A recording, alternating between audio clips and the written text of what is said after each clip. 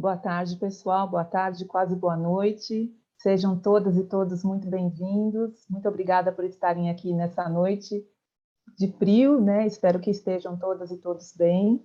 Em nome de todos e todas os colaboradores da Ampro, em nome também do nosso conselho, em nome dos apresentadores e palestrantes, damos as boas-vindas para vocês nessa capacitação que vamos falar hoje sobre o que há de novo nos programas de marketing de incentivo.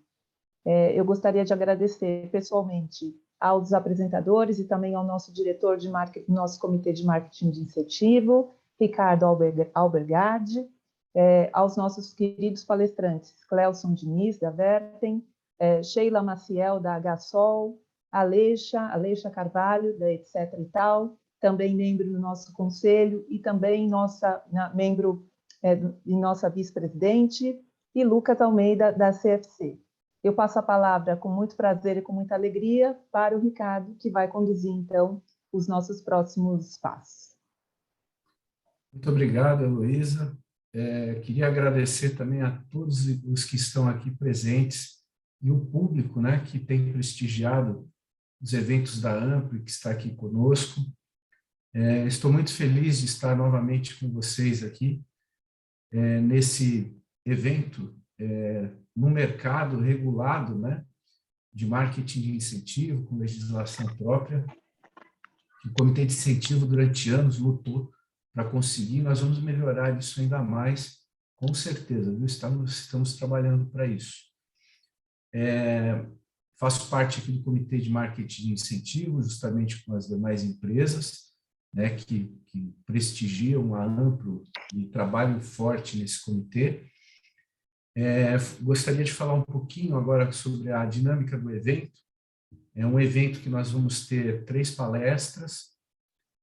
Ao final de cada palestra, nós vamos ter 5 minutos para perguntas, então vocês podem fazer as perguntas no site, no chat, que nós vamos retransmitir para os palestrantes. Aquelas perguntas que não conseguirmos responder, nós vamos mandar para os palestrantes responderem depois. E agora eu gostaria de anunciar a primeira palestra, né, e o primeiro palestrante. Então, a primeira palestra vai ser sobre o poder do incentivo no auxílio da transformação digital. Esse mundo digital ele ganhou força aí com a pandemia, né, acho que foi um ponto positivo.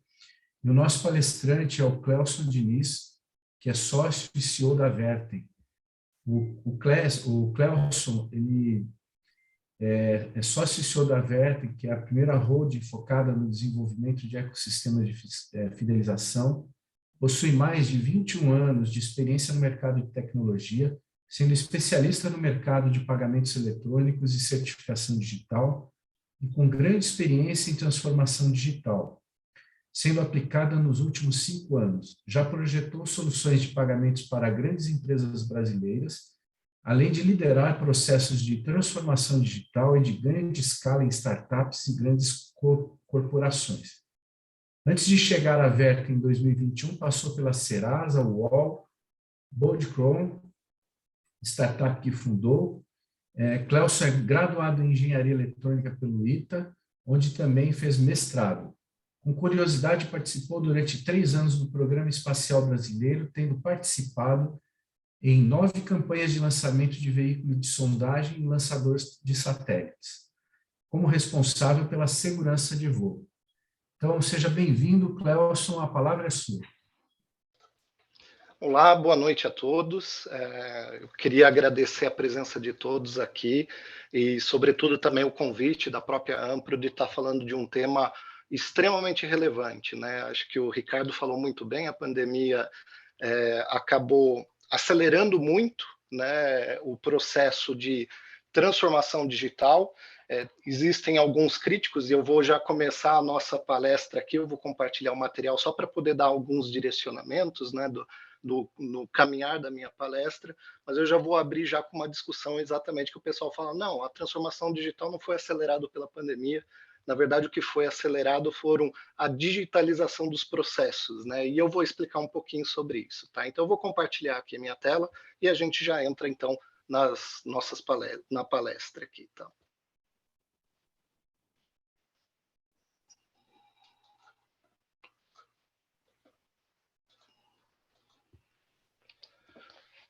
Acho que estão conseguindo ver minha tela, só para poder ter certeza que está todos vendo. Sim. Tá, perfeito. Bom, acho que o primeiro ponto aqui para a gente lançar é que todo mundo fala de transformação digital, né? Isso daí virou meio moda, né, no mercado, e fala-se muito que a pandemia realmente acelerou a transformação digital. Eu, como já especialista no processo de transformação digital e ter participado de várias transformações digitais em diferentes empresas, eu posso dizer que sim. Tem gente que fala que não, exatamente por conta da especificação, né, que, na verdade, quando você trouxe a pandemia, muita gente ficou preocupado em como viabilizar o negócio dele num processo que praticamente todo mundo está dentro de casa, e aí muita gente acabou avançando com digitalização de diversos processos para poder continuar ainda com o teu negócio, né?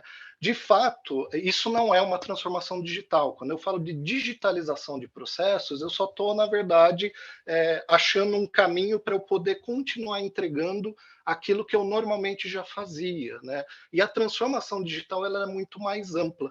Mas, apesar dela não ser a mesma coisa, o fato já de empresas de diferentes segmentos, indústrias que acabaram abraçando a digitalização de processos, eles acabaram tendo contato com tecnologia, que é extremamente importante para digitalizar o processo, e a partir dali eles puderam enxergar um pouco do poder que a tecnologia pode ter para transformar de fato o business. Então ele tem um trick aqui, né, um jeitinho que a gente fala, a transformação digital, na verdade, ele tem parte da tecnologia, mas acima de tudo é uma transformação de negócio. Você repensa o seu modelo de negócio, você repensa como você está levando o valor para o seu cliente através da tecnologia, tá? Então tem um pouquinho, é uma sutil diferença de você pegar um processo já em place, digitalizá-lo, ou seja, mantendo o mesmo processo, só estendendo ou criando canais adicionais. E quando você fala de transformação digital, você de fato pega a tecnologia e repensa todo o teu modelo de negócio, inclusive as pessoas, a maneira como você está entregando o valor para ele, e com isso você consegue uma conexão maior com o teu cliente, né?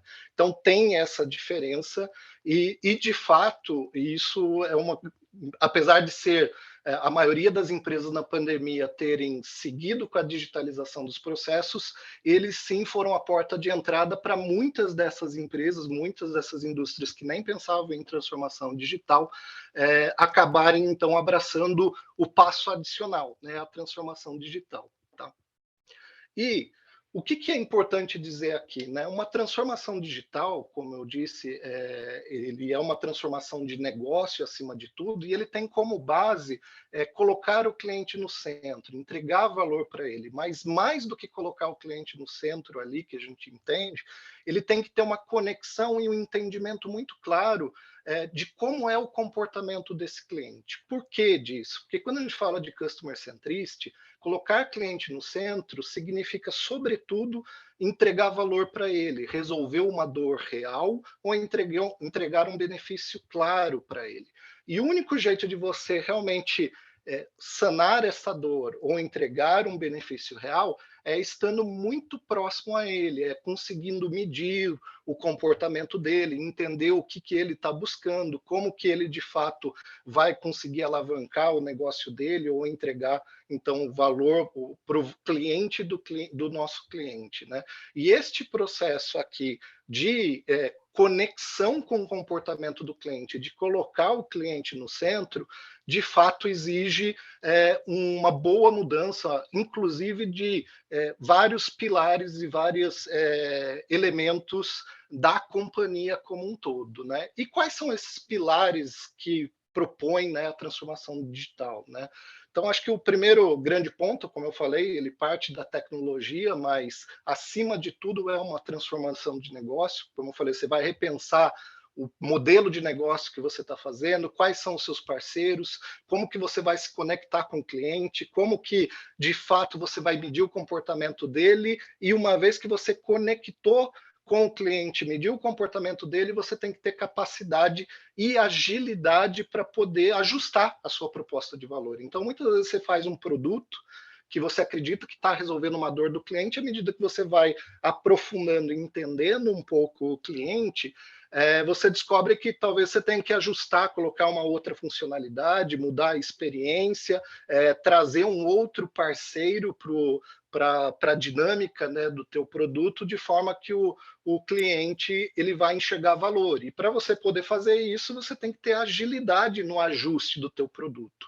Isso é um grande ponto da transformação digital. Por mais que você tenha definido uma proposição de valor, um produto, você tem que estar extremamente conectado e tem que saber reagir rápido aos comportamentos do meu cliente.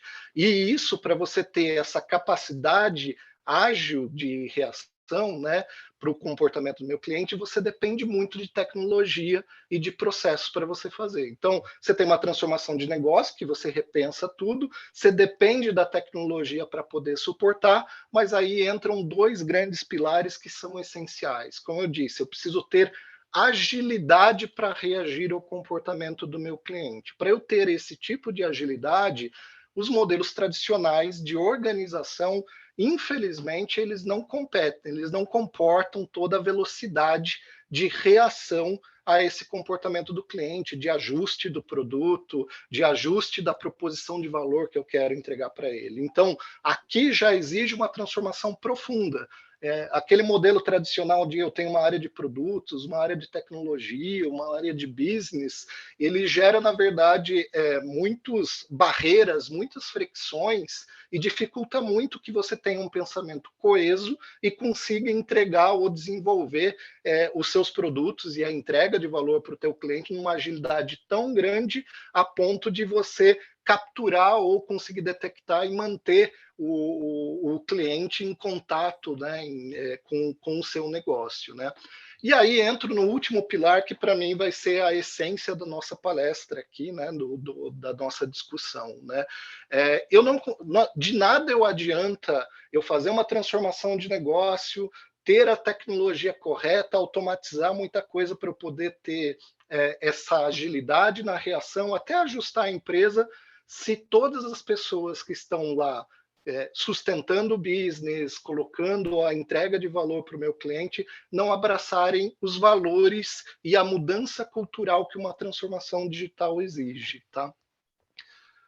E aqui é importante dizer, entrando aqui especificamente no pilar de cultural, entram vários aspectos, né? E aí é que mudou. A parte organizacional, você pode até falar, beleza, é só hierarquia, eu vou trocar, vou ajustar a hierarquia, coloco todo mundo junto, mas colocar as pessoas juntos, ter a tecnologia, o negócio, se você não realmente modificar o modo de pensar, o mindset das pessoas, exatamente para esses elementos de cultura que a gente está colocando aqui, a gente jamais vai ter a capacidade de criar um produto que tem conexão com o cliente, uma agilidade para poder entender o que o cliente quer, mais do que isso, como muitas das vezes o próprio cliente ainda está entendendo o que ele quer, você tem que ter uma capacidade muito grande de levantamento de hipóteses e capacidade muito grande de testar, né, de validar essas hipóteses. E aí sim detectar que o cliente reconheceu que você está resolvendo uma dor dele e que você está entregando um benefício, né? Esse conceito, né, de customer centricity, que a gente fala que é colocar o cliente no centro, ele passa por isso. Como que eu tenho uma capacidade de desenhar os meus produtos, criar a minha proposição de valor conectada com o cliente. Não é algo de dentro para fora, é algo de fora para dentro. A todo momento eu tenho de fora da empresa para dentro da empresa. Eu tenho que todo instante estar em contato com o meu cliente, fazer hipóteses, fazer ajustes dessas hipóteses, medir, entender se de fato o comportamento foi o comportamento esperado ou se eu tenho que provocar outros tipos de hipóteses para poder colocar, né? Então, essa conexão do valor real percebido para o cliente e eu começar a desenhar a minha proposição de valor e entregar o meu produto para o cliente é o foco, a base do customer centricity, né?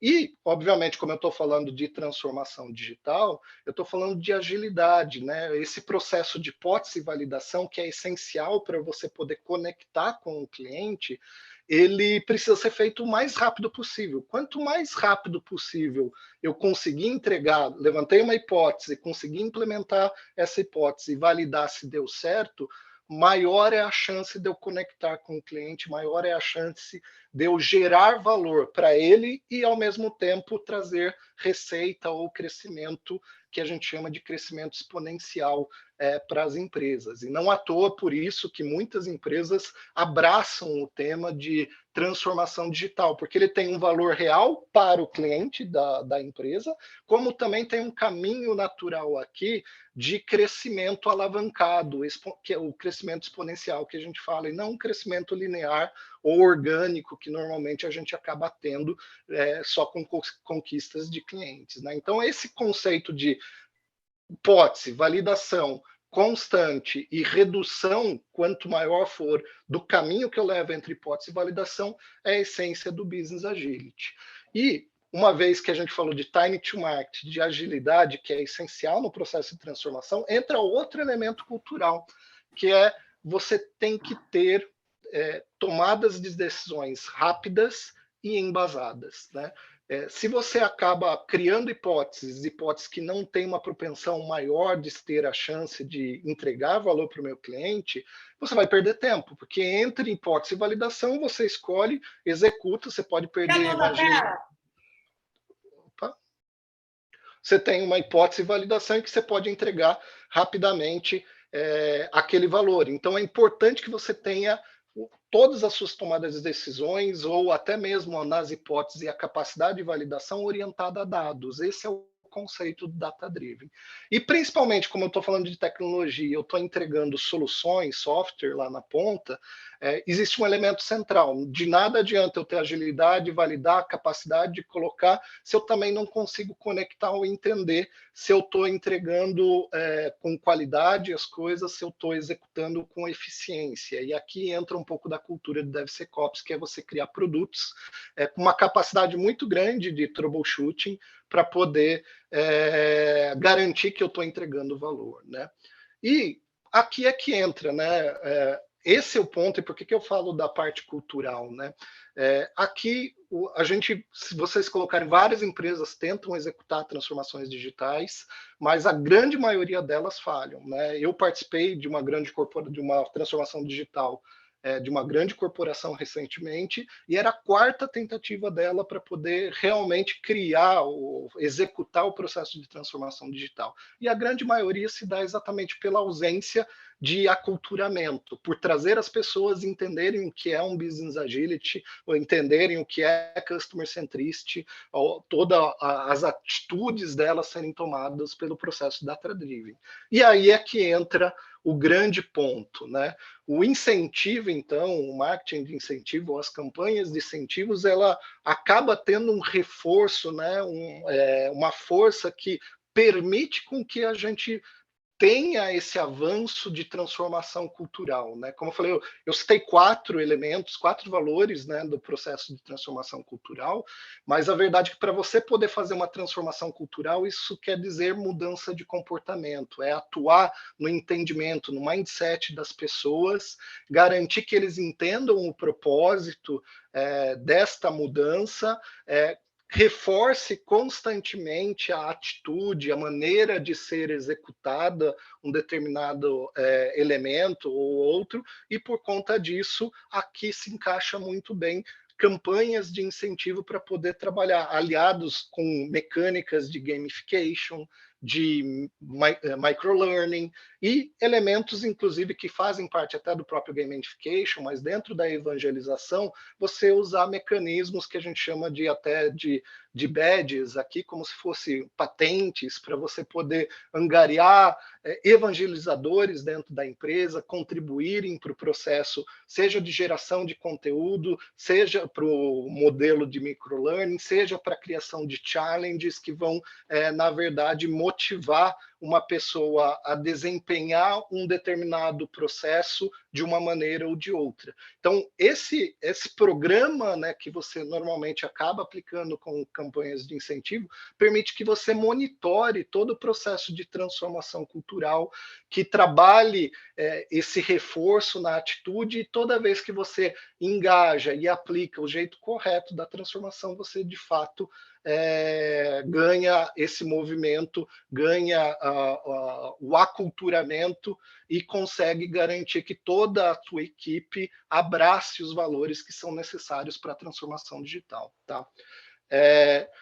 Esse daqui é o pano de fundo, inclusive, para a gente abrir agora para perguntas, tá? E o que eu posso dizer é que a gente tem vivenciado isso, né? A própria Vertem, dentro dos modelos de inovação que a gente vem aplicando, os conceitos de ecossistema de engajamento, e a gente precisa evoluir, e a gente trouxe isso para dentro de casa para poder garantir que todos os valores, o conceito de customer centricity, todo o elemento data-driven, DevSecOps e o Business Agility, esse mindset muito de fora para dentro, conexão com o cliente, esses comportamentos fossem enfatizados, treinados e garantidos. Tá? E a gente já vem aplicando isso há algum tempo, e a própria campanha interna sendo colocada realmente evidenciou uma série de elementos com melhorias de número de incidente, com conexão e entrega de produtos com hipótese e validação. E aqui daí eu queria deixar aberto para perguntas, até para poder explorar, se vocês quiserem, alguns elementos do case. Mas e fico aqui, Ricardo, se você quiser, não sei se chegou alguma pergunta, trazer aí para a gente. Eu vou fazer uma primeira pergunta, Cláudio, enquanto o pessoal faz as outras aí pelo site, pelo chat, desculpa, estou confundindo a palavra aqui. Eu vou fazer um paralelo do que eu vivi aqui, tá? Trabalhava totalmente no mundo, quer dizer, totalmente não, quase totalmente no mundo físico, né? E durante a pandemia a gente passou e teve, como todo bom brasileiro, a gente se adapta muito rápido, né, ao mundo digital. Tive alguns problemas, principalmente com sistemas e tudo mais, mas hoje tá mais tranquilo, né? Agora nós estamos vivendo um pouquinho do inverso, né? Então, quer dizer, nos acostumamos a estar no mundo digital, trancados em casa e tudo mais, e agora nós estamos passando para o mundo híbrido, né? E aí você vê alguns exemplos aí, por exemplo, dos adolescentes que lá em Recife tiveram aquele problema de ansiedade coletiva e tudo mais, e nós aqui também estamos um pouco acomodados, mas indo com esse friozinho hoje aqui, acho que a maioria ficou em casa, mas indo aí para o mundo físico e digital. Como é que você está vendo essa volta? Como é que vocês estão trabalhando com essa parte digital, mas agora voltando um pouco para o mundo físico e vai ficar no híbrido aí por um tempo? Esse mundo, na verdade, ele veio para ficar, e sobretudo de tecnologia, quando a gente fala, não sei se vocês acompanham, teve uma demanda ainda maior, né? Potencializou a digitalização do processo, levou tecnologia para elementos de indústria que até negligenciavam um pouco, né?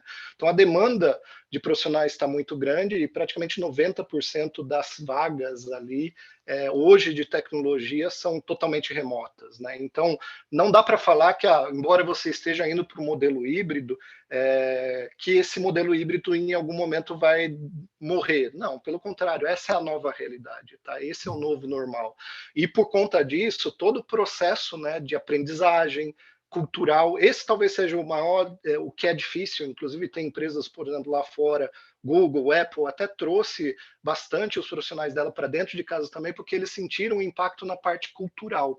E aí que entra, vamos dizer, elementos que a gente precisa trabalhar melhor. Como que eu garanto processos de inovação e processos de transformação cultural, né, de uma maneira que o modelo remoto, o modelo híbrido realmente funcione, crie esse tipo de conexão, né? E por exemplo, se eu for trazer aqui as campanhas de incentivos, os conceitos de microlearning, os debates, né, ferramentas de colaboração nesse sentido remotos que permitem ter essa dinâmica de passagem de conhecimento e de execução são fundamentais para poder manter. E isso é uma realidade que a gente vai ter que se adaptar.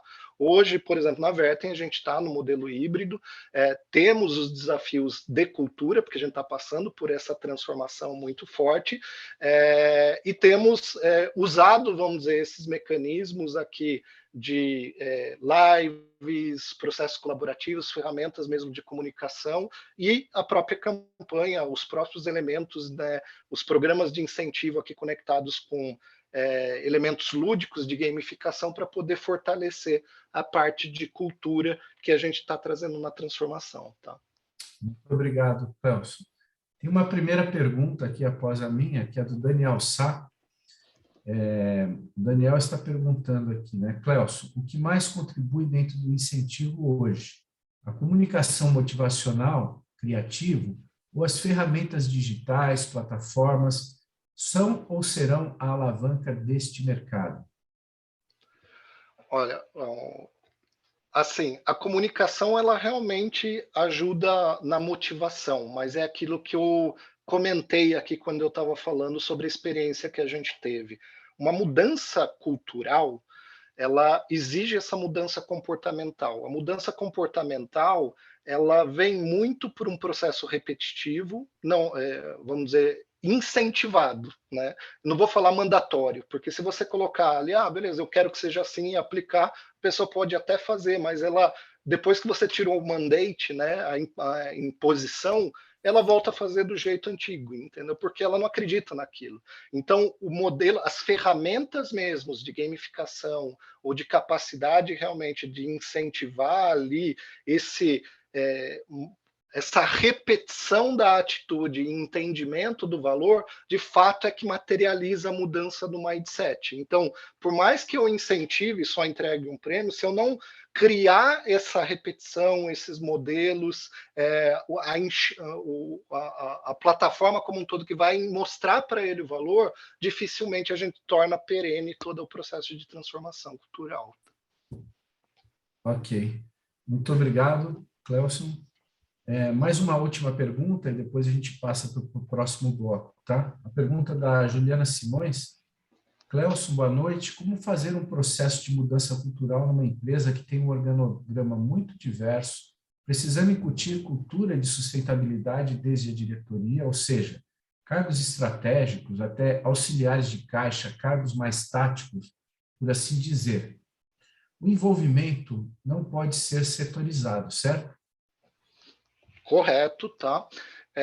Vamos lá, tem duas maneiras de você fazer transformação. Você pode, de certa forma, estabelecer o que a gente chama de Lighthouse Project, como se fosse, vou pegar aqui um projeto específico e vou tentar constituí-lo como se fosse uma mini empresa, mas é importante que esse projeto ele não pode ser setorizado, na verdade ele pode ser uma área específica, mas que você traga vários participantes de diferentes áreas para poder atuar de uma maneira diferente, simular uma organização.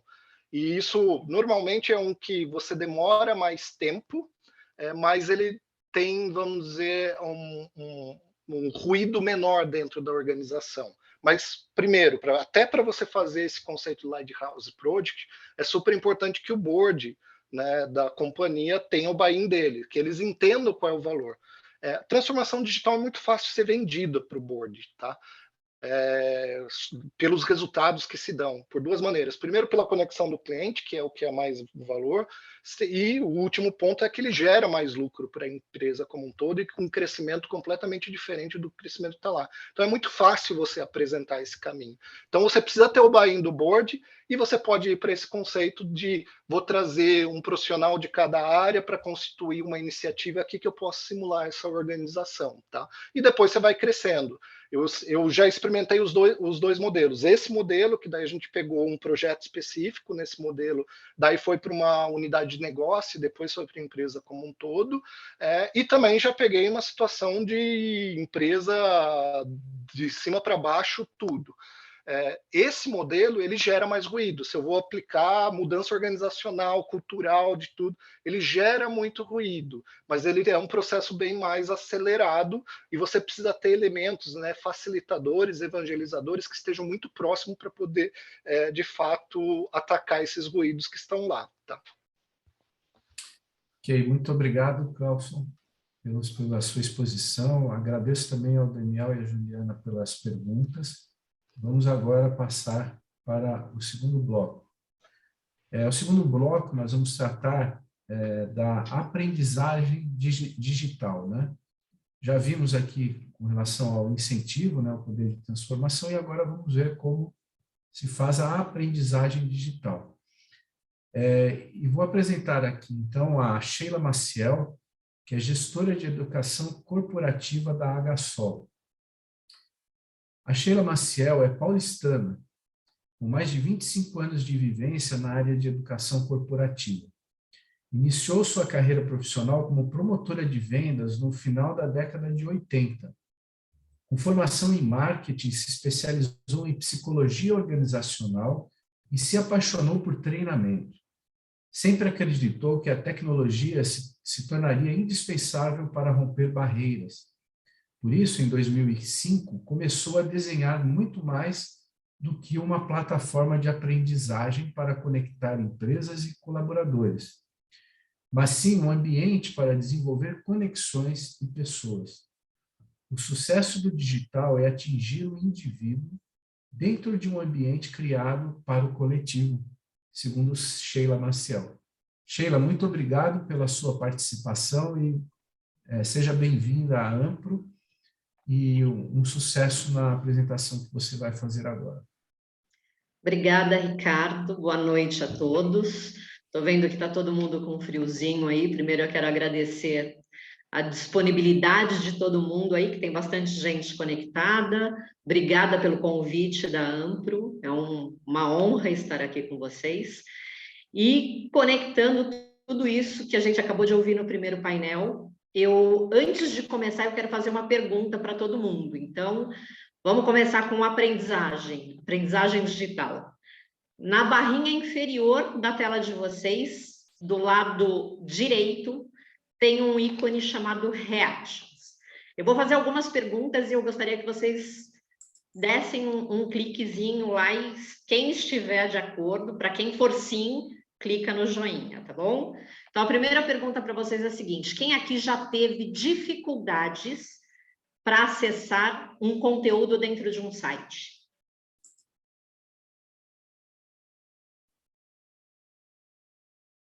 Boa. Bastante gente, pelo que eu estou vendo. Quem aqui já teve dificuldades para acessar, ou melhor, antes de dificuldade, quem aqui já teve a oportunidade de fazer um curso digital? Um curso online? De quem já teve a oportunidade de fazer, bastante gente fez curso online. Quem não fez, tem que fazer. De todo mundo que fez curso online, quem teve dificuldades para acessar o conteúdo dentro da plataforma do curso?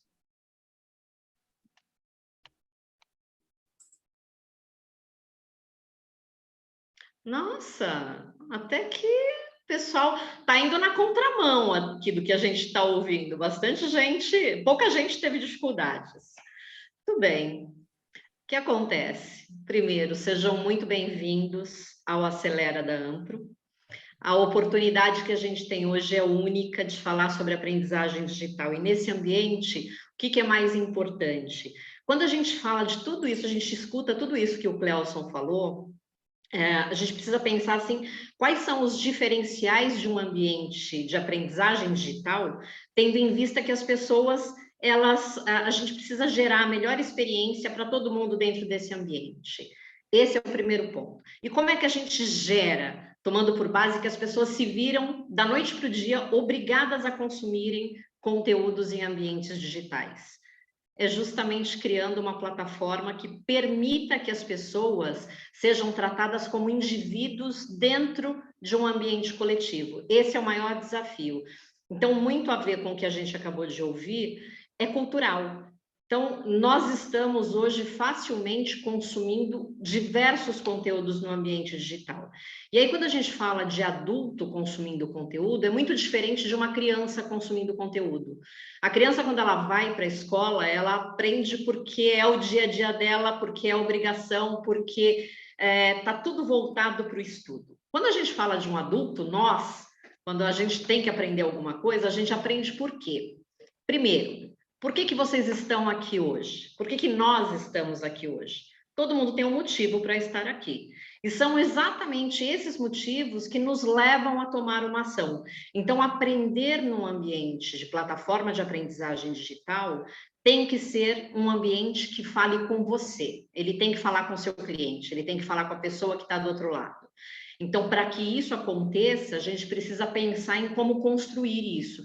Como o Ricardo falou, eu estou há mais de 25 anos no mercado de educação, com experiência em educação, mas ao longo desse tempo, o que eu fiz? Eu trouxe todas essas experiências do presencial, do analógico, e coloquei tudo dentro de uma caixinha, né? Que a gente fala assim, a caixinha do universo digital. Então, hoje a gente fala em metaverso, hoje a gente fala em aprendizagem digital, hoje a gente fala em transformação, mas o que tudo isso tem a ver e como que isso pode trazer esse cenário, esse ambiente de melhoria e de resultados. As empresas estão buscando cada vez mais trazer as pessoas para um universo que permita que elas se conectem.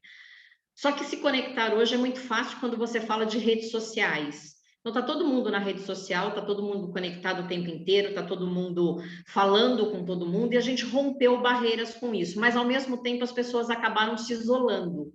Então, as empresas hoje têm uma dificuldade muito grande de estar próximas dos seus colaboradores, principalmente quando isso está pulverizado tanto pelo Brasil todo como em outros países. Então, cada vez mais a gente tem pessoas de lugares diversos trabalhando para empresas diversas. E como que a gente leva essa informação de maneira linear? É justamente com um ambiente de aprendizagem que permita que a empresa consiga levar a informação para todo mundo de uma vez só, com um custo reduzido, um alcance exponencial e com resultados muito positivos.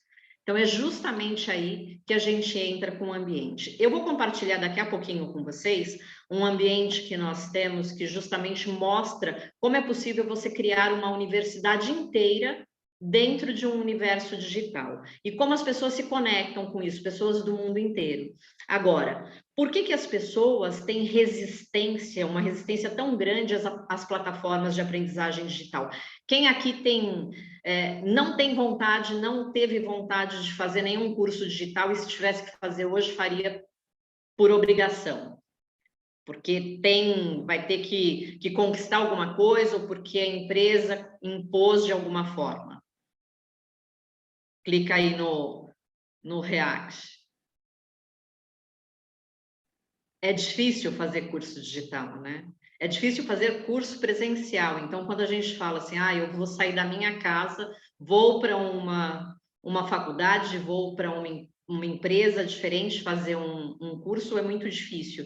Então, quando a gente traz o ambiente digital, qual que é o objetivo? O que as pessoas querem? Primeiro, a gente precisa respeitar o tempo. Pessoas querem se conectar no tempo delas. Então, conexão tem que ser dentro que traga mobilidade, que traga flexibilidade. Esse é o ponto mais importante dessa conexão digital, dessa aprendizagem digital. O outro ponto é que adulto só aprende, né? Nós, adultos, só aprendemos se nós ganharmos alguma coisa com isso. Então, o que a gente ganha com a aprendizagem digital? Eu vou ganhar um resultado melhor na empresa, eu vou trazer mais negócios, eu vou ganhar mais dinheiro, eu vou subir de carreira. Então, é isso que o nosso cliente está buscando. Por que ele quer a aprendizagem digital? Porque ele precisa que a informação chegue na ponta de forma linear. Então, fazer isso no ambiente digital é muito mais fácil. Colocar as pessoas em conexão com os seus clientes. Fazer com que essas pessoas tenham resultados positivos.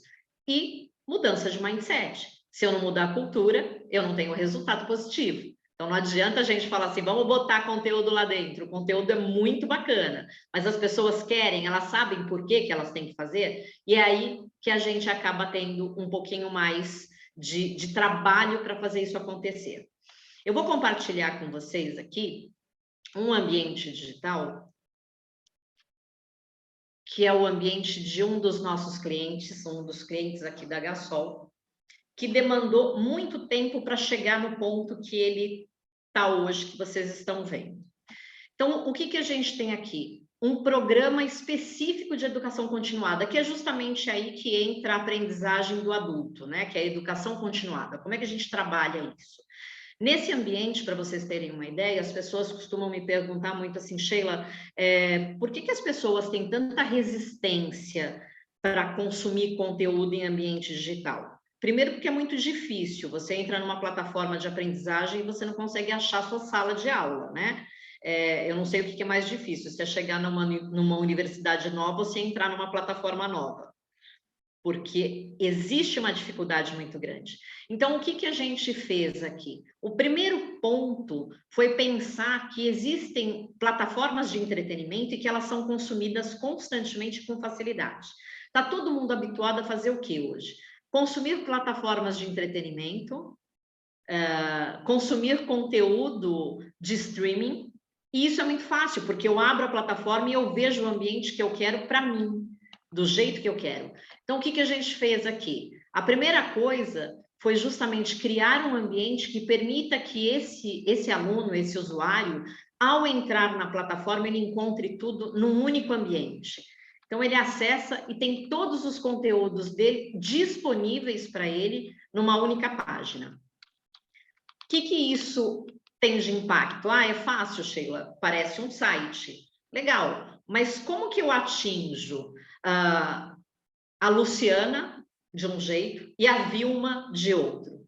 De uma forma muito simples. Eu preciso conhecer essas pessoas. Então, a primeira coisa que a gente precisa saber é como essas pessoas querem consumir conteúdo. Então, como essas pessoas querem consumir conteúdo, faz com que a gente crie algoritmos para disponibilizar esse conteúdo num ambiente digital direcionado para aquele público do jeito que ele quer consumir. E aqui, o que nós fazemos? Segmentamos esse conteúdo de acordo com o perfil do usuário. Então, hoje, se nós entrarmos aqui, inclusive esse ambiente que eu estou mostrando para vocês, ele é público. Vocês podem acessar no momento que vocês quiserem. Quem tiver interesse em conhecer conteúdo da área financeira, por exemplo, pode entrar nesse ambiente e consumir conteúdo. O que acontece? Quando você começa a consumir conteúdo, você passa a ter um ambiente que começa a conversar com você. Então, imagina lá a sua plataforma de entretenimento. Você entra, assiste os seus filmes e esses filmes começam a conversar com você. Os conteúdos começam a ser indicados para você. Aqui, numa plataforma de aprendizagem, a gente faz exatamente a mesma coisa. A gente começa a conversar com o seu cliente. Então, você começa a conversar com o seu cliente e oferecer para ele aquilo que de fato ele quer consumir, aquilo que de fato é do interesse dele. É fácil construir isso? Demanda tempo, demanda investimento e demanda conhecimento sobre o cliente. Conhecer o cliente é a grande chave de sucesso. Se você conhece o negócio do seu cliente, você sabe o que oferecer para ele. Então, como é que eu faço tudo isso? A gente precisa definir quais são essas personas, quem são as pessoas que vão consumir esse conteúdo e como que elas se comportam. Então, primeiro eu preciso entender o comportamento para depois eu conseguir aculturar essas pessoas. E aí, o que a gente tem? Ambientes distintos que são disponibilizados para o cliente, para o usuário, de acordo com o potencial dele de consumo. Então, aqui eu estou mostrando para vocês, por exemplo, um ambiente que me traz o conteúdo, que me permite trabalhar com esse conteúdo, assim como eu trabalho com ele numa plataforma de entretenimento. Aqui eu ganho créditos educacionais, o que me motiva. E aqui eu consigo ter uma área, por exemplo, que tem um mural de oportunidades, um programa de relacionamento, uma área de biblioteca, revistas, artigos. Então, cada cliente, cada usuário consome o conteúdo do jeito que ele mais gosta. E aí, as pessoas têm resistência ao ambiente digital. Por quê? Porque está tudo muito difícil para ser consumido, tem muita coisa. Então, hoje você tem uma quantidade absurda de plataformas, uma quantidade absurdamente grande de redes sociais, e tudo isso disponibilizando conteúdo a todo momento. Qual é o conteúdo que mais te interessa? Como que você disponibiliza isso para esse público? Então, é aí que a gente entra. Educação precisa ter pessoas por trás que também entendam de educação. E como é que isso permite que você se conecte? Quando você consegue juntar tecnologia, como bem disse o Clelson. Então, a gente tem lá muita ferramenta, tem muita funcionalidade, tem muito potencial para evoluir, para avançar, para ter melhoria contínua, mas precisa também de pessoas que entendam de pessoas. E aí que entra a minha parceira aqui, que é a Alexa.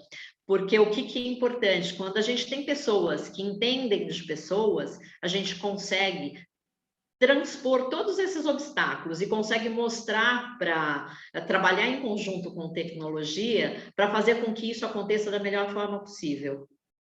O que é muito... Posso entrar na conversa aqui, Sheila? Vamos lá, Alexa. Eu queria, na verdade, chamar a atenção para alguns pontos, assim, que Clelson levantou bem, essa questão da cultura. Nós somos catapultados, né, para essa... Pois não. Eu posso te interromper um minutinho? Sim. Eu só queria te apresentar. Ah. Tá bom? Então, rapidamente aqui, a Alexa Carvalho é da agência Etc. e Tal e vice-presidente de regionais da Ampro.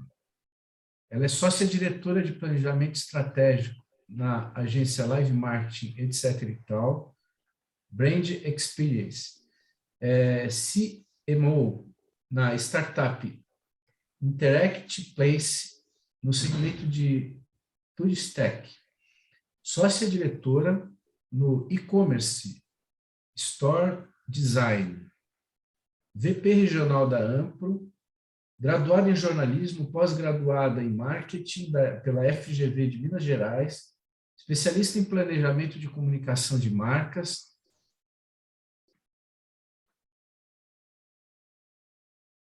Ricardo, não sei se travou lá o dele ou se só travou o meu aqui. Pela IES, eu estou no Samiguei. Meu vídeo travou? Travou, mas eu acho que está bom, Ricardo. Estou bem apresentada. Pode continuar. Prazer em revê-la e sucesso também na sua participação. Prazer é todo meu. Até para explicar um pouquinho assim, para a turma que está nos assistindo, assim, eu venho já acompanhando marcas e tecnologia há bastante tempo. Né? Sou jornalista e, por isso, também sou bastante curiosa com relação a isso. Mais ou menos há uns 15 anos eu já venho acompanhando a parte de games, a parte de esportes. Eu acompanho outros segmentos dentro do live marketing. E acompanho, assim, e aí acabei enveredando por um caminho de startup, que é onde vem um pouco dessa junção assim, do promocional, do incentivo, né, da educação.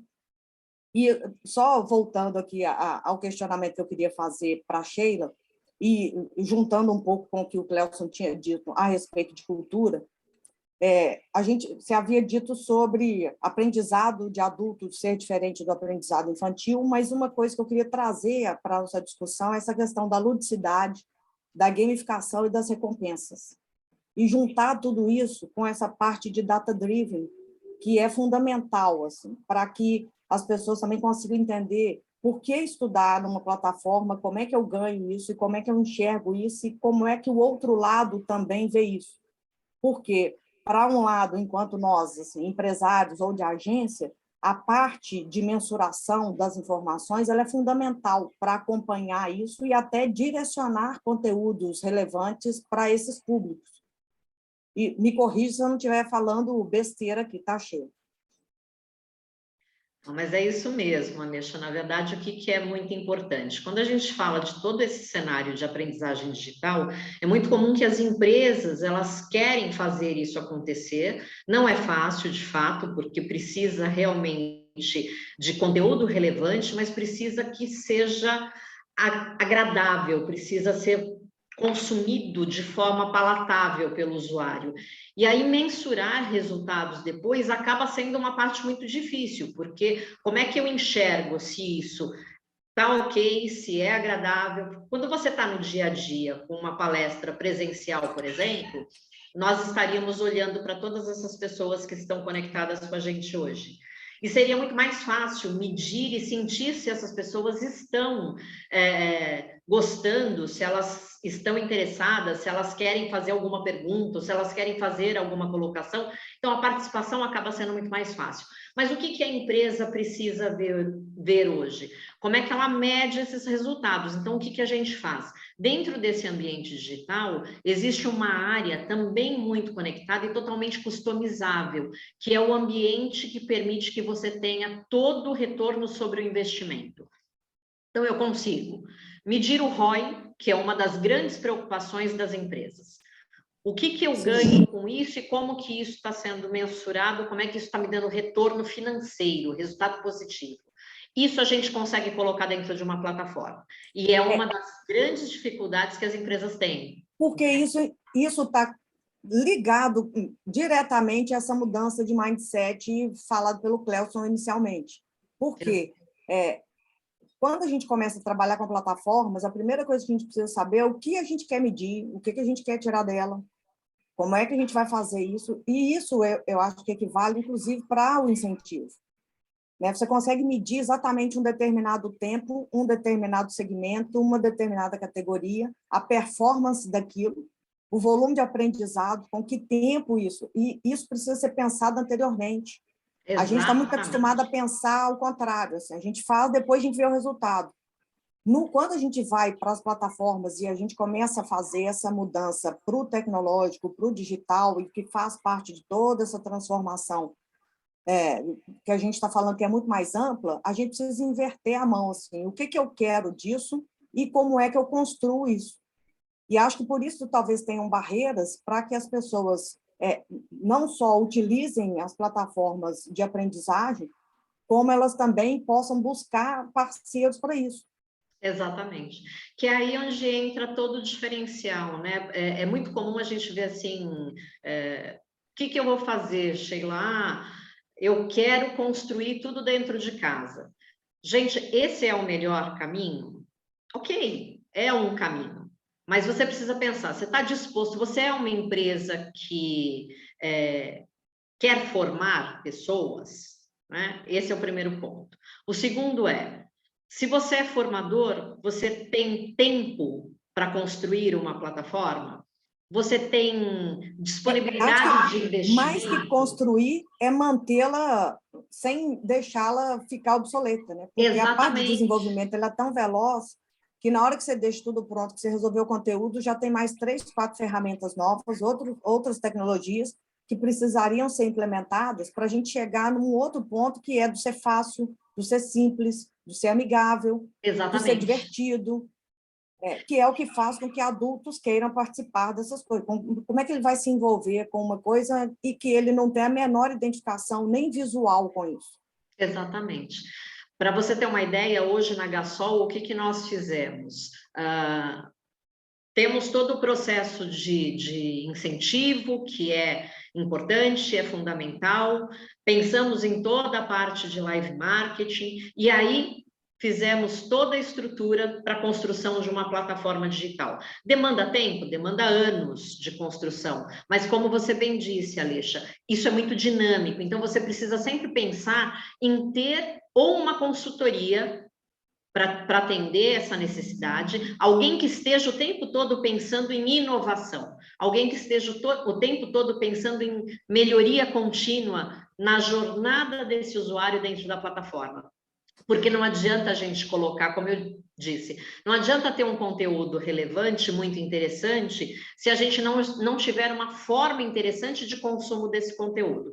Então, é por isso que as pessoas acabam tendo muita resistência, porque, eu prefiro muito mais, vou dar um exemplo simples que a gente conversou recentemente, é muito mais interessante para um determinado público, de uma determinada faixa etária, porque consumiu isso durante muito tempo, fazer palavras cruzadas do que fazer um curso na internet.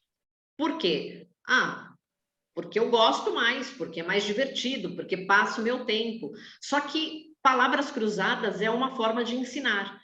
Então, o que está faltando? Como é que a gente traz tudo isso, essa forma de ensinar, essa forma de aprendizagem digital para dentro desse ambiente? Então, pegar o que está no ambiente analógico, pegar o presencial e trazer para o digital, eu consigo usar o mesmo conteúdo nesse ambiente? Não necessariamente. Eu consigo usar o mesmo conceito, mas não necessariamente eu consigo colocar o mesmo modelo de conteúdo.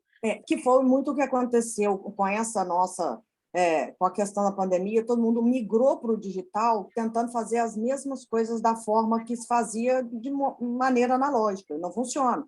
Ninguém consegue passar 8 horas na frente de uma plataforma. Assim, os conteúdos precisam ser curtos, precisam ter vídeo, precisa ter interação, o participante precisa ter um envolvimento, senão é desinteressante, inclusive para ele. Né? Assim, ele precisa ter envolvimento até para gerar esse engajamento. Se ele não estiver curtindo isso, de nada adianta. Exatamente. E aí, o ponto principal de tudo isso é que dentro desse cenário todo, como é que a gente engaja esse público? É aí que vem a parte difícil, né? Que a gente fala assim, bacana, tem o conteúdo interessante, tem uma plataforma com tecnologia avançada que me traz esse cenário que gera indicadores, mas como que eu engajo esse público? Está aí o segredo, os indicadores. Então, uma vez que você vai colocar uma plataforma no ar de aprendizagem, a primeira coisa a ser pensada é quais indicadores eu quero medir a partir do momento que essa plataforma começar a ser utilizada. Uma vez definido isso, a gente consegue definir as rotas dentro desse ambiente. E falando um pouco dessa questão da recompensa no final, de entender assim, o que eu ganho com isso, que o adulto tem isso como na sua essência, né? Assim, por que eu faria isso dessa forma, o que eu ganho com isso? Eu queria trazer um outro ponto, assim, até para a gente tentar fechar, assim, o quanto as pessoas que têm se envolvido com aprendizagens digitais, como que isso tem migrado para essa questão das comunidades, o quanto que isso é valoroso. Estar dentro de um sistema onde você tem uma comunidade que tem os mesmos interesses que você, e aí entra de novo, é mais uma ferramenta tecnológica e talvez seja mais um tópico para a gente prestar muita atenção de agora para frente, que é essa questão das afinidades, né? Assim, de ser tribal mesmo. Assim. Participo dentro de uma comunidade, ou seja ela de um programa de incentivo, de um onboarding dentro de uma empresa, de uma estrutura de aprendizagem contínua, mas onde você tem a facilidade de perguntar, de trocar ideias, de acessar pessoas que talvez você jamais acessaria. E isso a tecnologia vem nos permitindo, né? Assim, essas barreiras físicas, elas não existem mais. Né? E hoje você consegue acessar pessoas do mesmo meio ou da mesma situação para discutir uma questão da sua própria estrutura de aprendizagem, que é uma coisa, mas as pessoas precisam começar a entender que isso é um super ganho.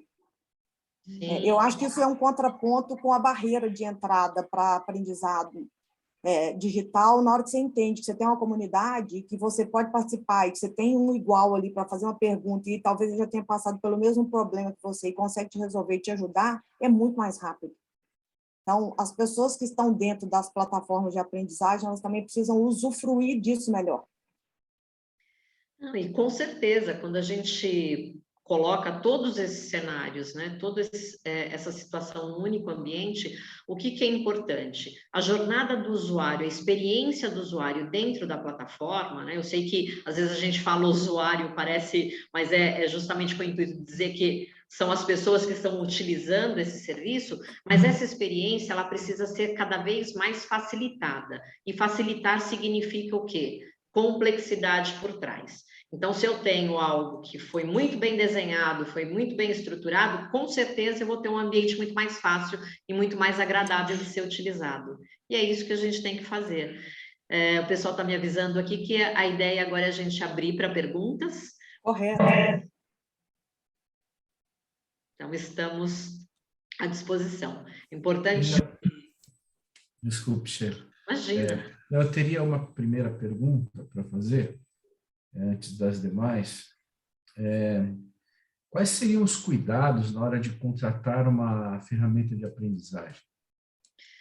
Isso é muito importante, Ricardo. O que você precisa pensar? Primeiro ponto, ela é customizável?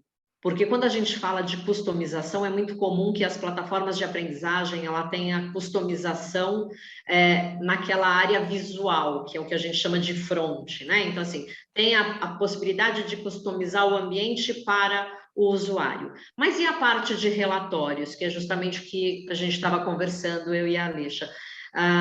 É fundamental que a plataforma permita a customização, que ela permita que ela seja fácil de utilizar.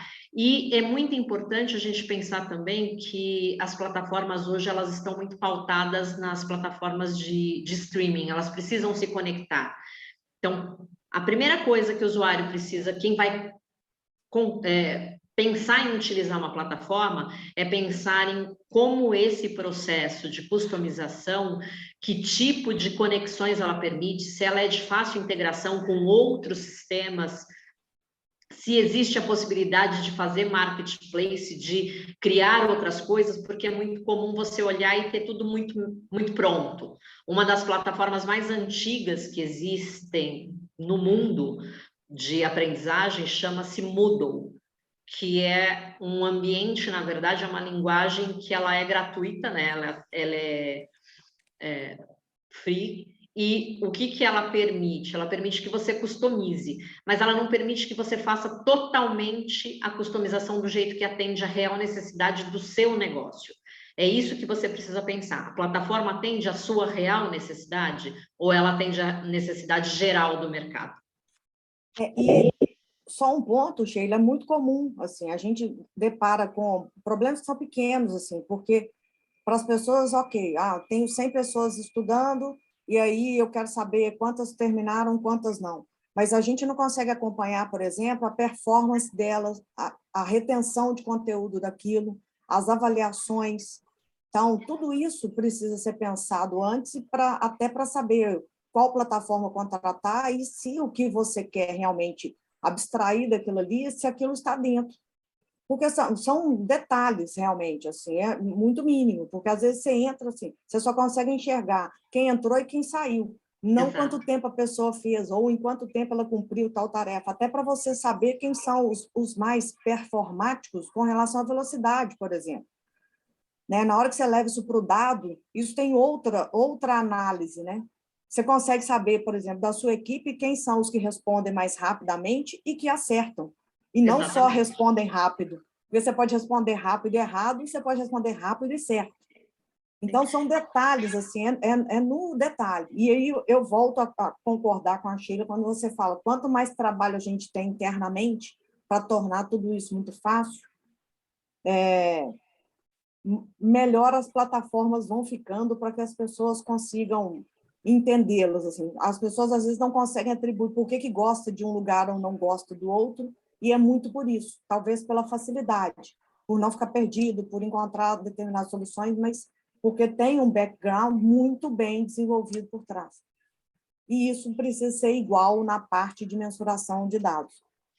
Que é aí que a gente consegue definir, começa a analisar a performance do usuário, você começa a entender quais são os caminhos que esse usuário, que esse profissional pode ter dentro da empresa, como é que ele está se comportando. Então, assim, medir resultados não é simplesmente medir dados e números, né? Mas a gente conseguir analisar a performance desse profissional.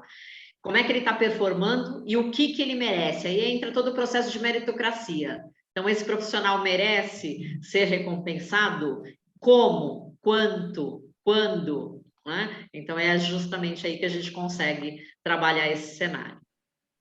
Eu vou fazer mais uma pergunta, pedir para vocês responderem bem rapidinho, porque a gente está em cima da hora, mas eu acho que uma pergunta importante, que é como as métricas aplicadas nas ferramentas de aprendizagem podem contribuir para a tomada de decisões. Isso é Um muito minutinho, se vocês puderem importante. responder, eu agradeço. Vai lá, Sheila. O que é importante pensar nesse cenário, Ricardo? Quando a gente fala de tomada de decisão, é justamente esse cenário de ter informações sobre como esse profissional está performando. Então, uma vez que você consegue ter todos esses indicadores definidos dentro de uma plataforma e começa a linkar essas informações da performance dele com as skills definidas pela empresa, você começa a enxergar como é que você pode tomar uma decisão para esse profissional.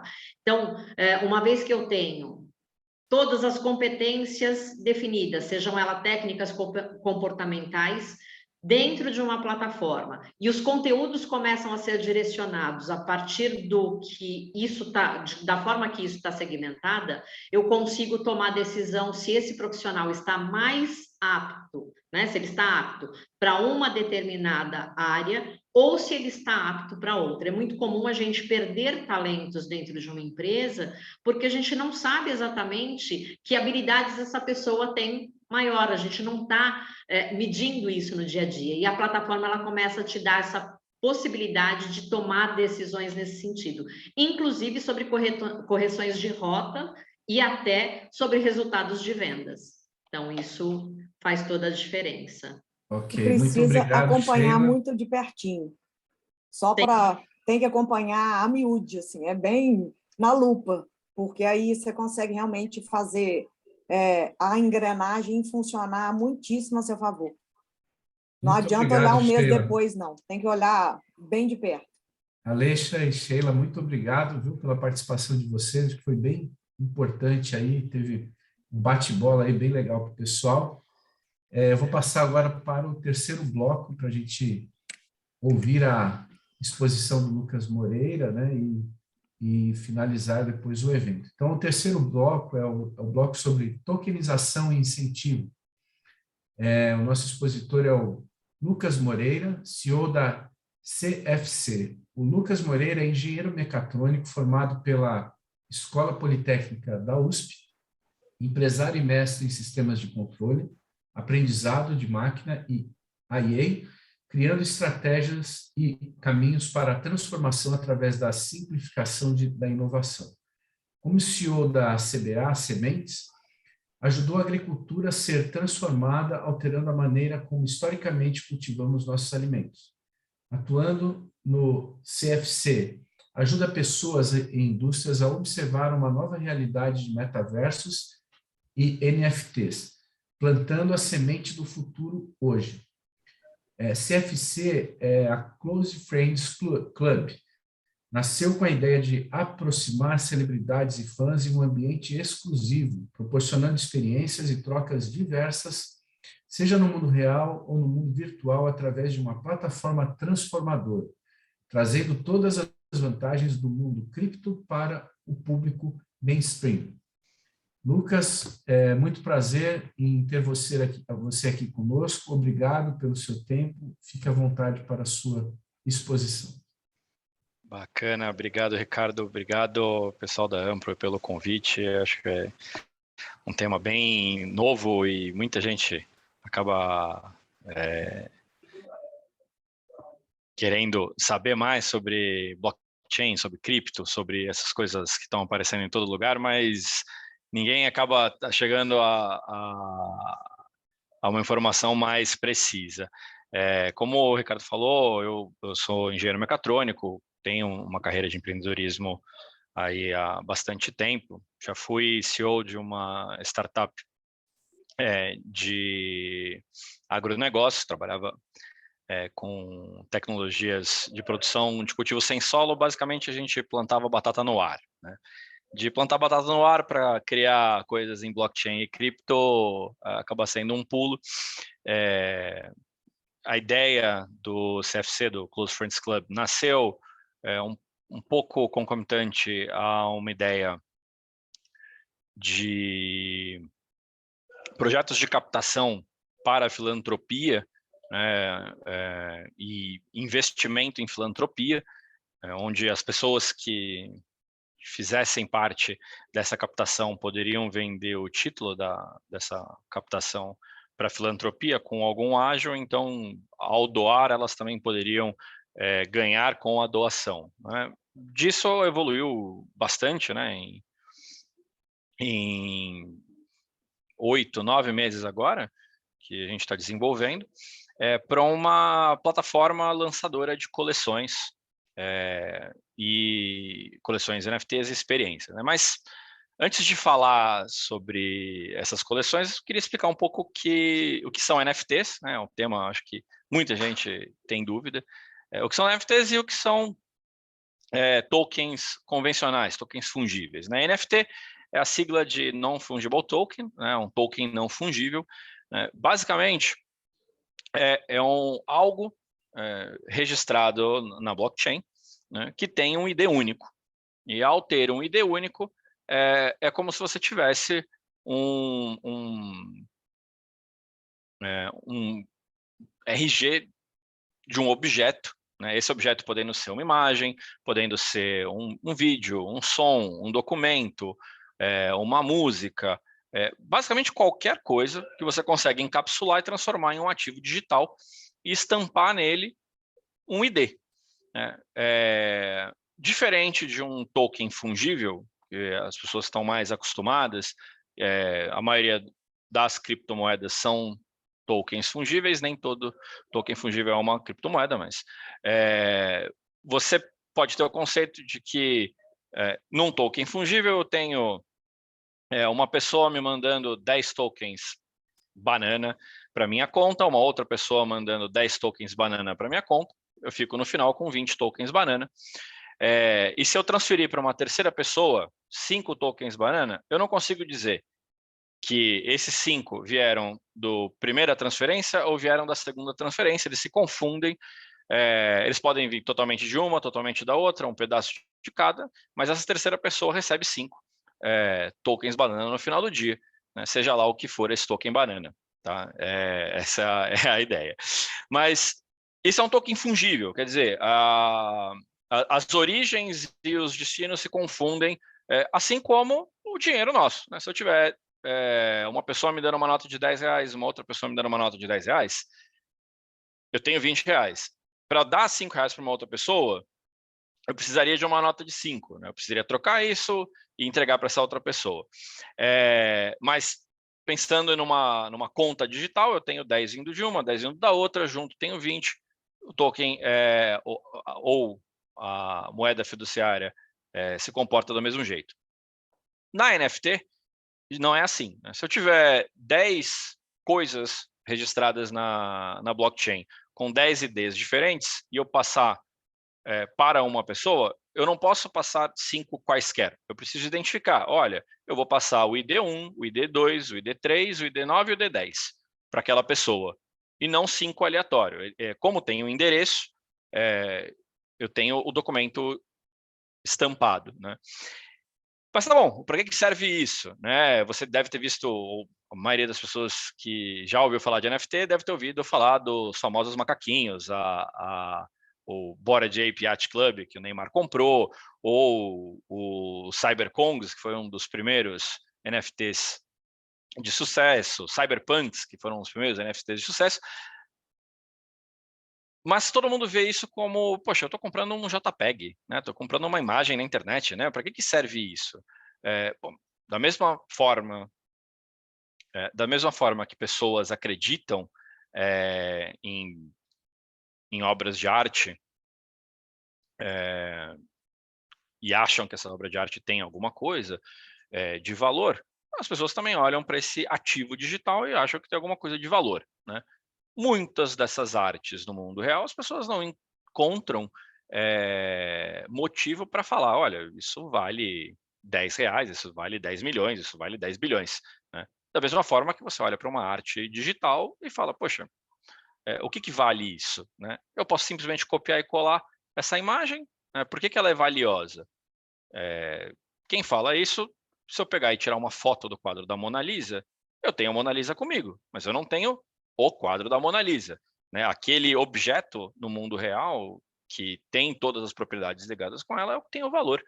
Né? E da mesma forma que acontece no mundo real, né, eu posso ter uma cópia de um objeto virtual, de um item virtual.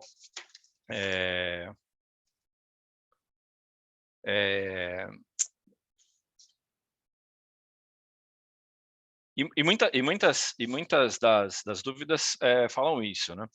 Muitas pessoas acham também que toda essa parte de ativo digital nasceu com o intuito de ser uma coisa, vamos dizer assim, não aplicada de forma republicana, com muitos esquemas, com muitos golpes, com muita lavagem de dinheiro associada, né, e acaba ofuscando um pouco a imagem correta da coisa. Poxa, é uma tecnologia que veio para facilitar, né, prover liquidez e prover velocidade para troca de ativos digitais entre as pessoas, né, com uma grande diferença do que acontece hoje no mundo real para ativos não digitais, que é a capacidade de 100% rastreabilidade e garantia de auditar a qualquer momento, porque uma vez que você trabalha com uma blockchain pública, a gente brinca que o código é a lei, né? Uma vez que você publica alguma coisa, aquilo está publicado para sempre e para todos.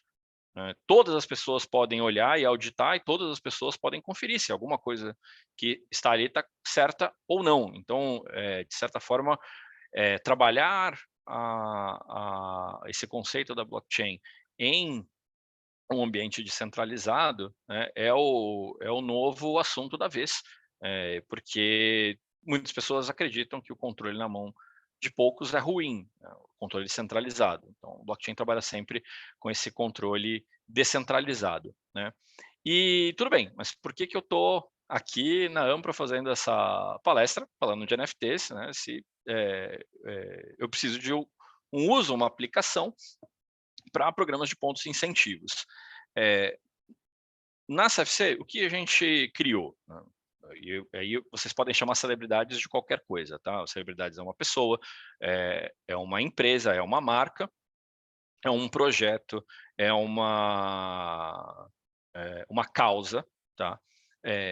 Essa celebridade que nós criamos, né, com o formato de clube, vai unir a celebridade e o fã, né? O fã, o seguidor ou qualquer coisa atrelado a ela que tenha um interesse, né, coletivo de agregar e fazer parte, né? Hoje as pessoas cada vez mais, né, buscam experiências ao invés de objetos, né? Então tem uma mudança de comportamento das pessoas recente, onde e potencializado, né, pela pandemia, de buscar experiências ao contrário de buscar simplesmente itens físicos e objetos, né? Então,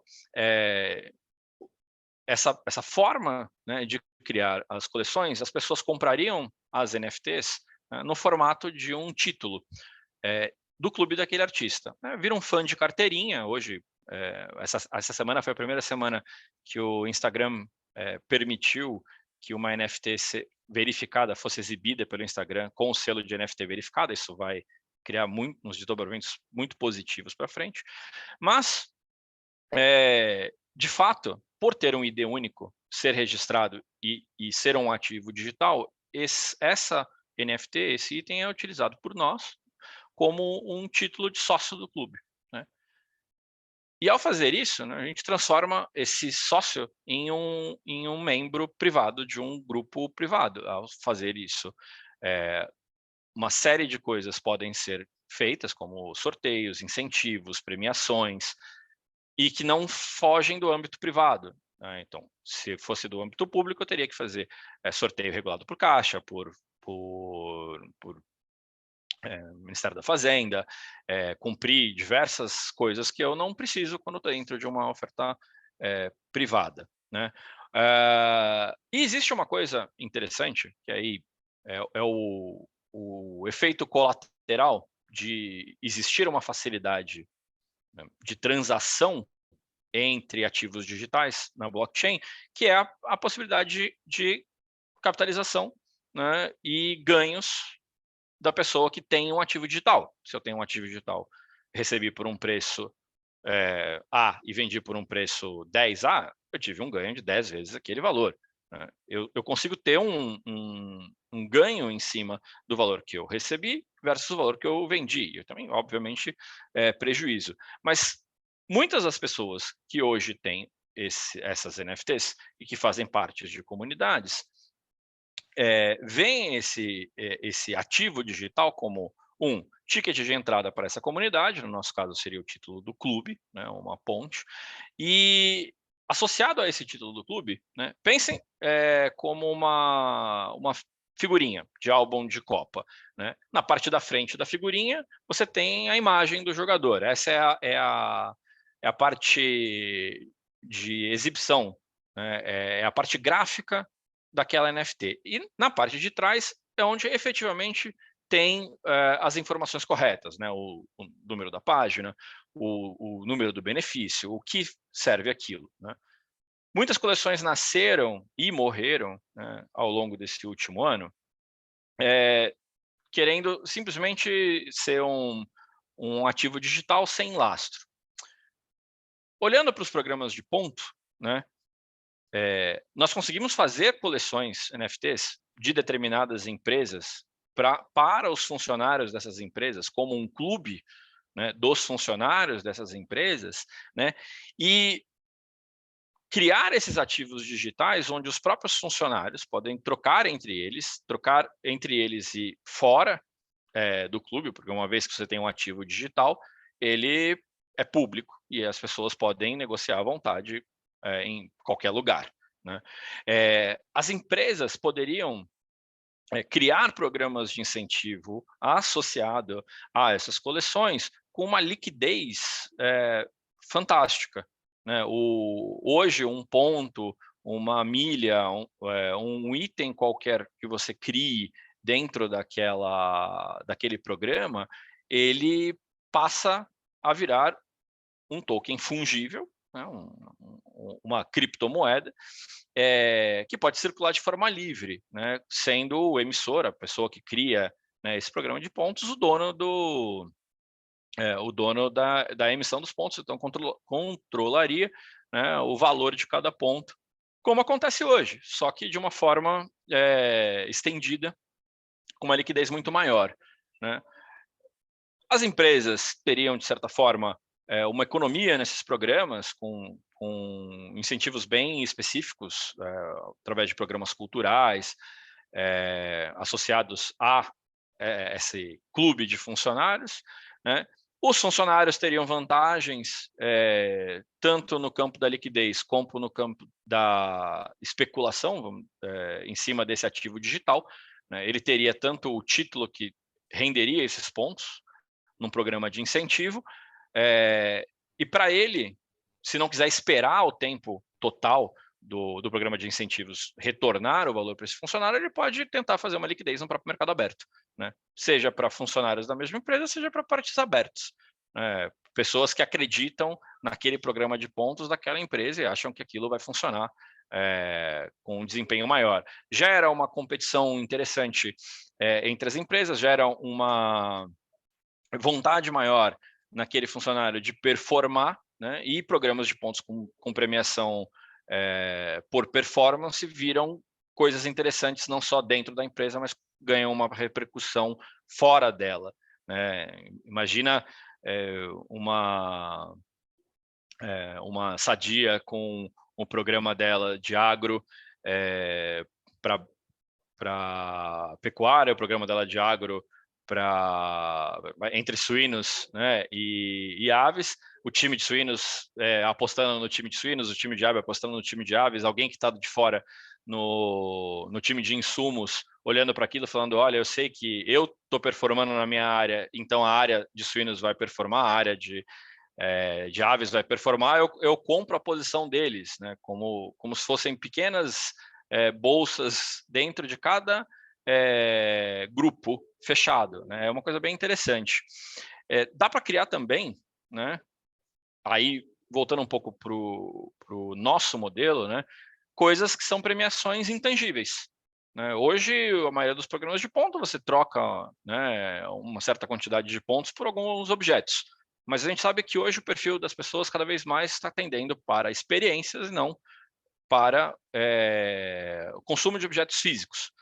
O que seria uma experiência? Vou dar um exemplo prático de um case nosso. A gente está fazendo uma coleção para um festival de música, né? O festival inteiro vai lançar a própria coleção, vai ser super restrita, é uma coleção de 1000 unidades, né, onde cada unidade básica, né, dá acesso a um ingresso para o show. Mas alguns dessas NFTs dão acessos a experiências especiais, como assistir o show no palco, né? Você vira parte do show, né? É uma coisa que você não consegue colocar um preço nisso. Eu não consigo vender. Tem fãs que olham para isso e falam, olha, isso vale R$1, não vale nada para mim, ou eu pagaria R$100.000 se tivesse, para poder fazer parte do show da banda favorita ao longo de um festival inteiro, né? O que acontece? Uma vez que eu sou dono da NFT e essa NFT me dá esse benefício ou essa vantagem intangível, se para mim tiver valor, eu fico com ela e uso esse benefício. Se para mim tem mais valor a possibilidade que outra pessoa pagaria por isso, eu coloco essa vantagem à venda. Eu coloco essa NFT à venda. Esse ativo digital vai me dar um retorno baseado no preço que outras pessoas pagariam por isso num mercado secundário, né? Numa questão de programa de pontos, né, você pode ter empresas, né, marcas, artistas, celebridades que estejam relacionadas com isso e criem experiências de contato, um almoço com uma pessoa famosa, um jantar, um churrasco, uma viagem de alguns dias com a equipe daquela celebridade, né? Ou uma ação de publicidade no Instagram de uma marca famosa ou de um artista famoso, né? Hoje pessoas pagariam muito ou ficariam muito satisfeitas simplesmente em ter o arroba delas do Instagram marcado dentro de um perfil de alguém famoso, né? Isso não tem muito preço para muitas pessoas. São coisas que são intangíveis e poderiam sim virar experiências exclusivas dentro desse modelo. Uma série de detalhes podem estar envolvidos com isso, mas empresas que apoiarem esse tipo de coisa, em vez de estarem gastando, né, com o pagamento, né, de um benefício como um bônus, estariam fazendo uma doação para uma atividade cultural, né? Tem uma diferença interessante de ganho aqui e destino, principalmente para as empresas que são lucro real, né, por abatimento de imposto de renda e tudo mais. Então, dá para criar um ecossistema bem interessante, né, e programas bem interessantes com abrangência além, né, daquele time, daquela empresa que está sendo criado, né, e gerar tanto liquidez quanto hype, de certa forma gera um engajamento além do âmbito fechado daquela empresa, né? Imagina um programa desse rodando e ele vira um sucesso e as pessoas começam a olhar para aquele programa e falar, nossa, olha que legal, né? Eu tenho aqui uma NFT da Skol, né? Eu vou ficar com a coleção inteira, né? Vou pegar todas as divisões comerciais do Ambev inteira ou coisa parecida, né? Acaba gerando mais valor para aquela coisa inicial, né? Lucas, Oi. Posso te interromper um pouquinho? Tem algumas perguntas aqui para fazer. Claro, sem problema nenhum. Se você conseguir reduzir o tempo para a gente para responder. Não, eu já ia abrir para a pergunta agora.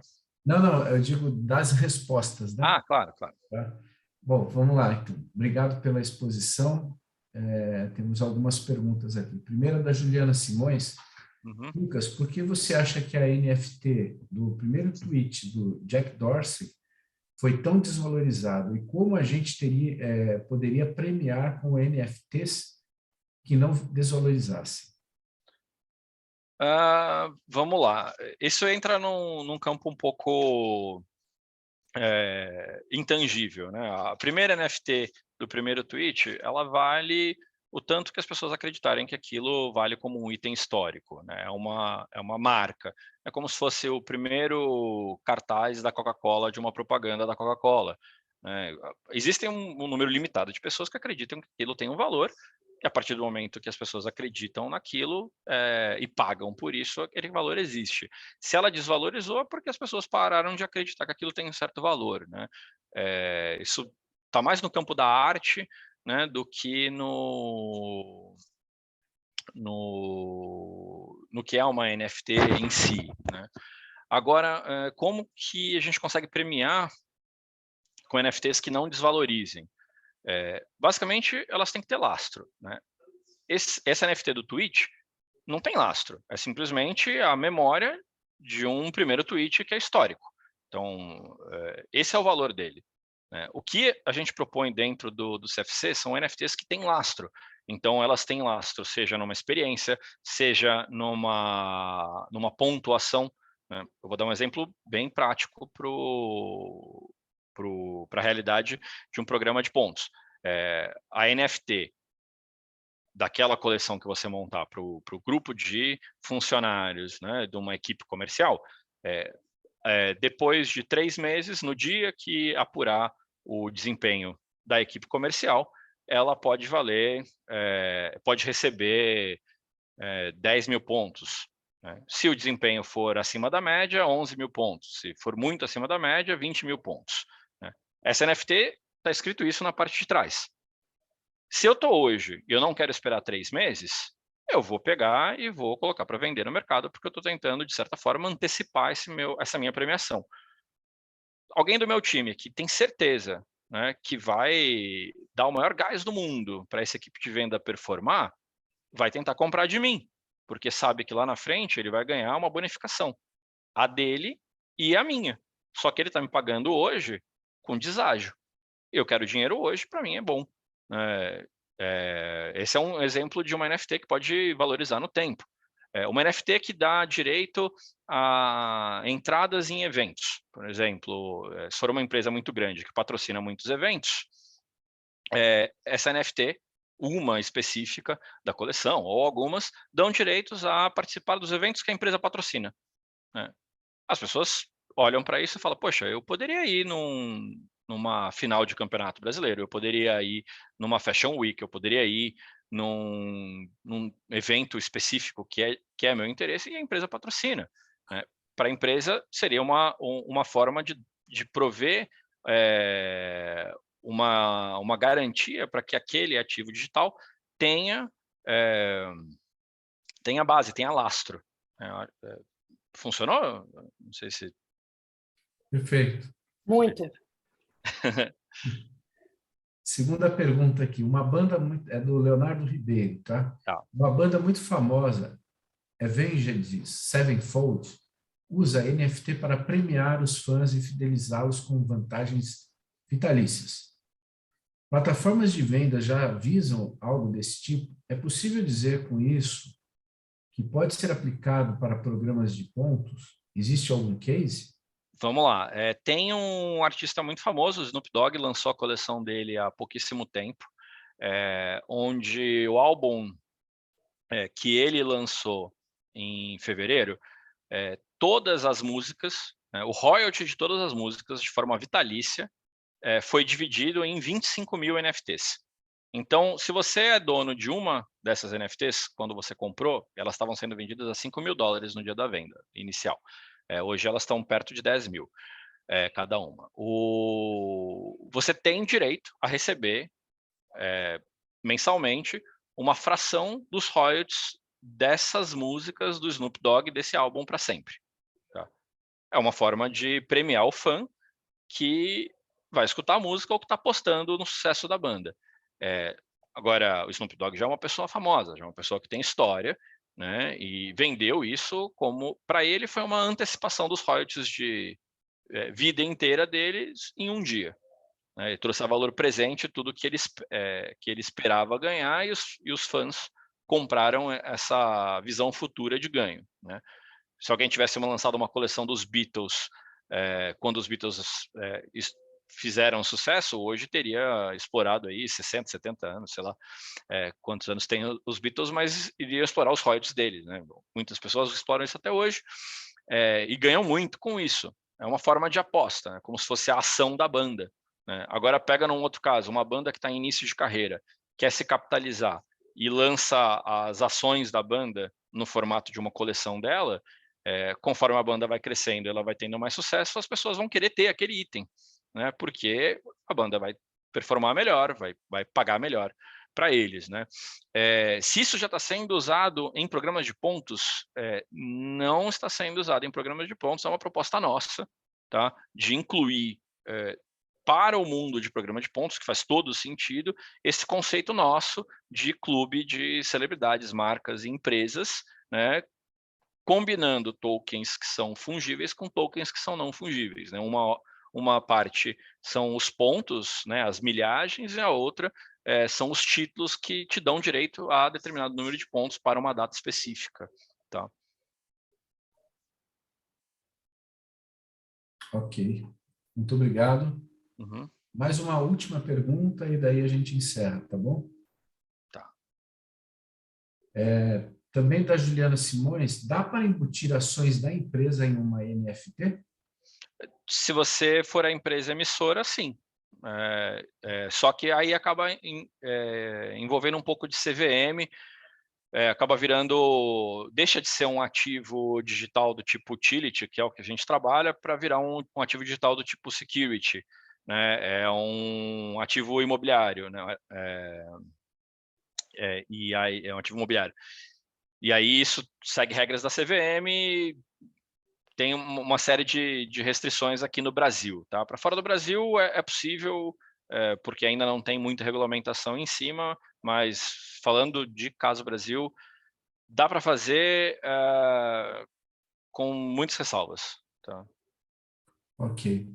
Lucas, muito obrigado, então, pela sua participação. Tem mais Claro. 2 ou 3 perguntas aí que eu vou passar Uhum. para você. Maravilha. E aí depois nós respondemos para os participantes, tá? São perguntas, uma da Aleixa, desculpe, Carvalho, e a outra do Badu. Tá. Bom, muito obrigado, Lucas, mais uma vez pela sua exposição. Muito obrigado aos demais participantes. Eu queria passar a palavra para a Heloísa, nossa presidente da Ampro, para o encerramento do evento. Obrigada, Ricardo. Obrigada a todas e todos que falaram e também as pessoas que mandaram perguntas. Então, a gente agradece aqui, né, ficarem conosco até 19h38, passamos um pouquinho. Obrigada pelas perguntas aqui. Para quem está com acesso à Ampro pela primeira vez, eu faço um convite para nos seguir nos nossos canais sociais, especialmente no Instagram, que é Ampro Oficial. Peço também que respondam a nossa pesquisa de satisfação, que a Nath está colocando aqui na tela, é muito importante para que a gente possa retroalimentar aqui as nossas próximas atrações. Ficamos super à disposição, realmente agradecemos demais aí a presença de todos e todas. Esperamos encontrá-los no próximo encontro.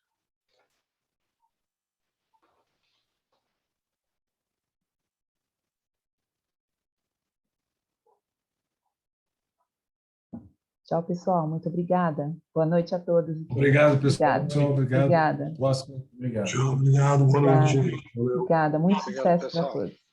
Tchau, gente. Obrigada. Tchau, obrigada a todos. Obrigada.